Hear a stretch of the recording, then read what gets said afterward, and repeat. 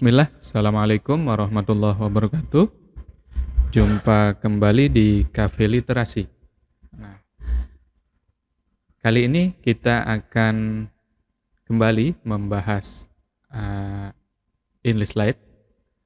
Di video sebelumnya kita sudah mencoba instalasi aplikasi English Lite Portable versi 3.2. Nah, sebelum kita layankan aplikasinya, ada beberapa pengaturan dasar yang harus kita sesuaikan sesuai dengan kebutuhan perpustakaan kita masing-masing. Yang pertama, ada nama perpustakaan, lokasi perpustakaan, lokasi ruang, pengaturan user, pengaturan nomor induk, dan yang terakhir pengaturan keanggotaan. Kita coba kita langsung saja. Pertama kita buka browser, ketikkan alamatnya localhost /28123 English Lite, enter. Kita pilih back office, masukkan username dan password, sign in lagi. Nah, ini adalah tampilan dashboard dari aplikasi English Lite versi 3.2. Nah, kita lihat dulu di bagian atas, di headernya, sini ada. Nah, kita bisa coba, kita klik untuk memunculkan menu, klik lagi untuk mengecilkan atau menghilangkan . Dan di sebelahnya ada logo nanti ini kita bisa ganti. Kemudian sebelahnya lagi ada Integrated Library System, ini nama aplikasinya. Ini kepanjangan dari English, Integrated Library System. Kemudian di bawah ada nama perpustakaan dan alamat perpustakaan. Nah, sebelah kanan ada user yang aktif. Nah, tadi kita masuk menggunakan user English Lite. Di sebelah kiri kita bisa lihat ada banyak modul akuisisi untuk pengaturan koleksi, mulai dari pengadaan sampai pengaturan koleksi, entry koleksi maksudnya. Kemudian ada menu katalog untuk entry katalog dan sebagainya kita bisa lihat. Ada SSKCKR, serah simpan karya cetak dan karya rekam. Ini menu khusus digunakan oleh deposit. Kemudian di bawahnya ada menu keanggotaan. Keanggotaan bisa entry anggota, daftar anggota untuk melihat daftar anggotanya, bisa import dan sebagainya. Nanti kita bahas satu-satu. Kemudian ada menu sirkulasi untuk layanan pinjam kembali koleksi di perpustakaan. Ada locker. Nah, misalnya kita mau ada pemustaka atau pengunjung yang mau mengakses locker atau mau memanfaatkan locker, bisa kita atur juga di sini. Kemudian ada survei, menu survei biasanya digunakan untuk melihat sejauh mana pelayanan kita, sebaik apa pelayanan kita, atau kita bisa gunakan sebagai dasar dalam pengadaan buku. Misalnya kita buatkan survei buku apa yang diminati oleh pengunjung atau pemustaka. Nah, dari hasil survei kita bisa lihat buku apa yang bagusnya, yang baiknya kita adakan. Kemudian ada menu buku tamu. Buku tamu fungsinya nanti ada satu PC atau komputer yang kita bisa letakkan di lobi atau di bagian pintu masuk perpustakaan. Jadi setiap pengunjung yang masuk harus mengentri buku tamu. Jadi nanti kita bisa akses laporan bulan ini atau hari ini ada berapa pengunjung. OPAC ini online public access catalog atau katalog online. OPAC ini digunakan untuk penelusuran. Nah, misalnya ada pengunjung atau pemustaka yang datang mau mencari buku tertentu, ini bisa kita menggunakan fasilitas ini, misalnya dengan memasukkan kata kunci tertentu, tinggal klik, maka keluar nanti pilihan-pilihan buku ya, atau koleksi dari perpustakaan yang berkaitan dengan kata kunci tersebut. Nah, nanti kelihatan juga nanti di lokasi bukunya di mana, nomor kelasnya berapa, nah sehingga memudahkan pemustaka atau pengelola perpustakaan sendiri untuk melakukan temu kembali buku yang ada di rak atau di ruang layanan. Kemudian ada menu layanan koleksi digital. Ini digunakan jika kita sudah mengentry buku digital, jika ada koleksi digital yang kita masukkan di aplikasi ini. Kemudian ada fasilitas baca di tempat. Baca di tempat ini bisa digunakan untuk, biasanya kalau di perpustakaan provinsi, ada satu ruangan koleksi referensi ya, yang bukunya tidak boleh dipinjam, tidak boleh keluar dari ruangan itu. Nah, ini bisa digunakan dengan fasilitas baca di tempat. Ada satu komputer yang ditempatkan di ruangan itu. Nah, jadi setiap pemustaka yang mau membaca, kita scan dulu, sehingga nanti terekam di sistem.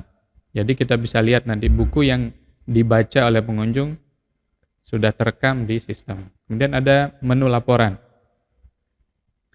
Menu laporan fungsinya banyak ya, kita bisa lihat laporan katalog, laporan koleksi, koleksi kita ada berapa, tahun ini berapa, sampai dengan hari ini ada berapa penambahan koleksi, bisa dilihat. Anggota, sirkulasi, dan seterusnya ya. Kemudian, nah ini, menu administrasi. Kita bisa atur aplikasi sesuai dengan kebutuhan di perpustakaan kita. Menyesuaikan ya. Nah ini sekarang kita bahas pengaturan dasar. Pengaturan dasar yang pertama, kita atur nama perpustakaan. Masuk di menu administrasi, pengaturan umum, nama perpustakaan. Nah, kita bisa sesuaikan dengan nama perpustakaan kita. Perpustakaan Umum NTB, misalnya ya. Nah, kemudian kita atur jenis perpustakaan kita ini apa? Perpustakaan umum kah? Khusus? Umum ini, contohnya perpustakaan umum provinsi, kabupaten, perpustakaan desa, perpustakaan kecamatan ya kalau ada. Kemudian kalau perpustakaan khusus ini contohnya perpustakaan instansi, perpustakaan perguruan tinggi dan perpustakaan sekolah, sudah jelas ya. Kemudian kita bisa ganti logo. Nah, caranya klik browse, kita cari logo.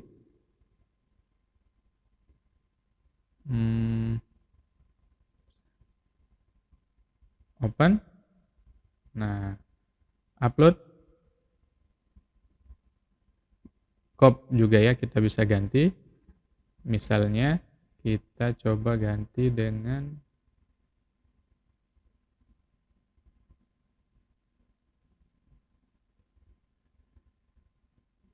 kita bisa ganti kop ya. Kop ini fungsinya nanti ketika kita mau menerbitkan laporan, mengakses laporan, otomatis ada kopnya. Kayak gitu. Kita bisa pilih. Oke. Ini sekedar contoh ya. Kita bisa aktifkan ya atau tidak. Nah, oke, kita simpan. Oke, sudah. Itu tadi sudah nama perpustakaan. Kita lihat berubahkah? Nah, di sini ada perubahan Perpustakaan Umum NTB. Alamatnya masih lama, masih yang sama.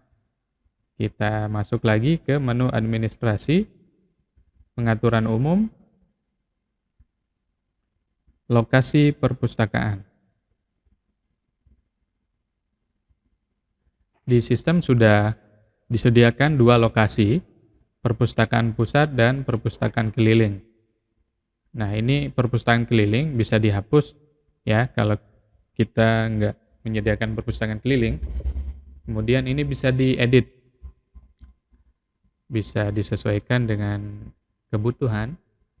Misalnya perpustakaan pusat ya, pusat 1 misalnya. Kemudian biar nanti kelihatan di sini alamatnya atau ini ditetapkan, alamatnya kita ganti menjadi nomor 10 misalnya. Mataram, koreksi. Nah, otomatis berubah 10. Jalan Majapahit nomor 10 Mataram. Kita lanjut ke pengaturan lokasi ruang. Masuk ke pengaturan umum, lokasi ruang. Nah, di sistem sendiri sudah disediakan 3 lokasi ruangan atau 3 ruangan. Misalnya ada ruang baca umum, referensi, atau lobi utama. Nah, jika ada ruangan lain di perpustakaan kita bisa tambah. Misalnya, lokasinya di perpustakaan pusat ya, kode anak misalnya. Kita tambahkan ruang baca anak. Deskripsi boleh diisi, boleh tidak. Nah, buku tamu, nanti kalau ada komputer sendiri di ruang anak, bisa kita atur di sini. Kalau enggak ya enggak usah diatur ya. Jadi buku tamunya cukup di lobi atau di dekat pintu masuk perpustakaan. Kita simpan. Nah, sudah masuk ya, sudah terekam. Lokasi ruang sudah. Kemudian kita lanjut ke pengaturan nomor induk. Menu administrasi, pengaturan akuisisi, penomoran koleksi. Nah, ini nanti fungsinya adalah ketika kita mau mencetak atau menerbitkan buku induk. Ini maksudnya untuk format digitnya, format penomorannya ya. Ada pilihan manual, berarti nanti nomor induknya kita input manual. Kalau otomatis, nanti sistem yang bekerja. Nah, cukup kita isi 1, 2, 3, 4, 5. 5 kolom ini. Yang pertama, tahun. Sebenarnya ini sesuai selera ya, sesuai kebutuhan di perpustakaan. Ini saya contohkan dengan format pertama berisi tahun, misalnya 2022, penghubungnya bisa garis miring atau garis datar, tapi saya coba yang kosong saja. Kemudian ada jenis sumber, kode yang kedua adalah jenis sumber, penghubungnya kosong, kemudian baru nomor urut koleksi, pilih yang angka. Nanti ini formatnya tahun, misalnya 2022, 4 digit, kemudian jenis sumber, ada beberapa jenis sumber ya, ada pengadaan, ada hibah, dan sebagainya. Nanti bisa dilihat di menu jenis sumber. Tahun pengadaan atau tahun entry, kemudian jenis sumber ada 1 atau 2 digit, kemudian ada 5 digit nomor urut koleksi yang kita input. Nah, baru disimpan. Pengaturan nomor induk sudah, kemudian kita lanjut ke pengaturan keanggotaan. Administrasi, pengaturan keanggotaan, kartu anggota.